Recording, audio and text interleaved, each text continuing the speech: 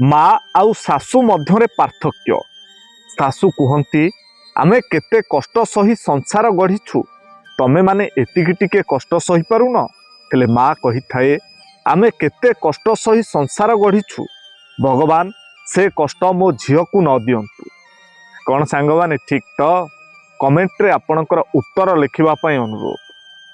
ଯଦି ତୁମକୁ କେହି ବିରୋଧ କରୁନାହାନ୍ତି, ସମାଲୋଚନା କରୁନାହାନ୍ତି, ଈର୍ଷାର ଅସୁରମାନେ ତୁମ ଉପରେ ମିଥ୍ୟାରୋପ କରି ପ୍ରଚାର କରୁନାହାନ୍ତି, ତେବେ ଧରିନେବାକୁ ହେବ ତୁମେ କିଛି ବି ଭଲ କାମ କରିନାହଁ କି କରୁନାହଁ।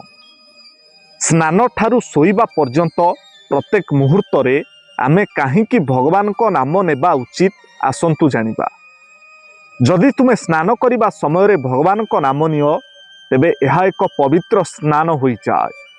ଖାଦ୍ୟ ଖାଇବା ସମୟରେ ଯଦି ତୁମେ ଭଗବାନଙ୍କ ନାମ ନେବ, ତେବେ ତାହା ପ୍ରସାଦ ହୋଇଯିବ।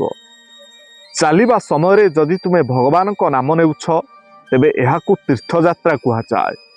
ଖାଦ୍ୟ ରାନ୍ଧିବା ସମୟରେ ଯଦି ତୁମେ ଭଗବାନଙ୍କ ନାମ ନେବ, ତେବେ ତାହା ମହାପ୍ରସାଦ ହୋଇଯାଏ। ଶୋଇବା ସମୟରେ ଯଦି ତୁମେ ଭଗବାନଙ୍କ ନାମ ନେବ, ତେବେ ଏହା ଧ୍ୟାନ ନିଦ୍ରାରେ ପରିଣତ ହେବ। କାମ କରିବା ସମୟରେ ଯଦି ଈଶ୍ୱରଙ୍କ ନାମ ନିଆଯାଇଥାଏ, ତେବେ ତାହାକୁ କର୍ମ ଭକ୍ତି କୁହାଯାଏ। ଯେତେବେଳେ ଘରେ ଭଗବାନଙ୍କ ନାମ ନିଆଯାଇଥାଏ, ସେହି ଘର ଏକ ମନ୍ଦିର ହୋଇଯାଏ। ସାଙ୍ଗମାନେ ସାଧା ସିଧା ବିବାହ କର, ଲୋକ ଦେଖାଣିଆ ନୁହେଁ।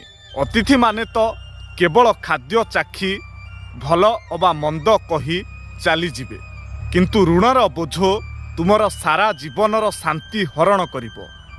ଋଣର ବୋଝ ତୁମକୁ ପ୍ରତି ମୁହୂର୍ତ୍ତରେ କନ୍ଦେଇବ। ଆଉ ଋଣର ବୋଝ ଥିଲେ ଆପଣ ବଞ୍ଚି ଥାଉ ଥାଉ ମରିଯିବେ। ତେଣୁ ଆପଣମାନେ ଏବେ ଚିନ୍ତା କରନ୍ତୁ, ଆପଣମାନେ ଲୋକ ଦେଖାଣିଆ ବିବାହ କରିବେ କି ଖୁସିରେ ରହିବା ପାଇଁ ସାଧାସିଧା ବିବାହ କରିବେ।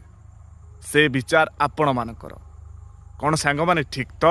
କମେଣ୍ଟରେ ଆପଣଙ୍କର ଉତ୍ତର ଲେଖିବା ପାଇଁ ଅନୁରୋଧ। ଆଉ ଯଦି ଭିଡ଼ିଓଟି ଆପଣଙ୍କୁ ଭଲ ଲାଗିଥାଏ, ତାହେଲେ ନିଶ୍ଚୟ ଗୋଟିଏ ସେୟାର କରିବେ। ସାଙ୍ଗମାନେ ମା ଆଉ ଶାଶୁ ମଧ୍ୟରେ ପାର୍ଥକ୍ୟ କ'ଣ ଆପଣ ଜାଣିଛନ୍ତି କି? ଶାଶୁ କୁହନ୍ତି ଆମେ ଏତେ କଷ୍ଟ ସହି ସଂସାର ଗଢ଼ିଛୁ, ତମେମାନେ ଏତିକି ଟିକିଏ କଷ୍ଟ ସହିପାରୁନ। ହେଲେ ମା କହିଥାଏ ଆମେ କେତେ କଷ୍ଟ ସହି ସଂସାର ଗଢ଼ିଛୁ, ଭଗବାନ ସେ କଷ୍ଟ ମୋ ଝିଅକୁ ନ ଦିଅନ୍ତୁ। ଏ ହେଉଛି ଶାଶୁ ଆଉ ମା ଭିତରେ ଫରକ। କ'ଣ ସାଙ୍ଗମାନେ ଠିକ୍ ତ? କମେଣ୍ଟରେ ଆପଣଙ୍କର ଉତ୍ତର ଲେଖିବା ପାଇଁ ଅନୁରୋଧ। ଆଉ ଯଦି ଭିଡ଼ିଓଟି ଆପଣଙ୍କୁ ଭଲ ଲାଗିଥାଏ, ତାହେଲେ ନିଶ୍ଚୟ ଗୋଟିଏ ସେୟାର କରିବେ।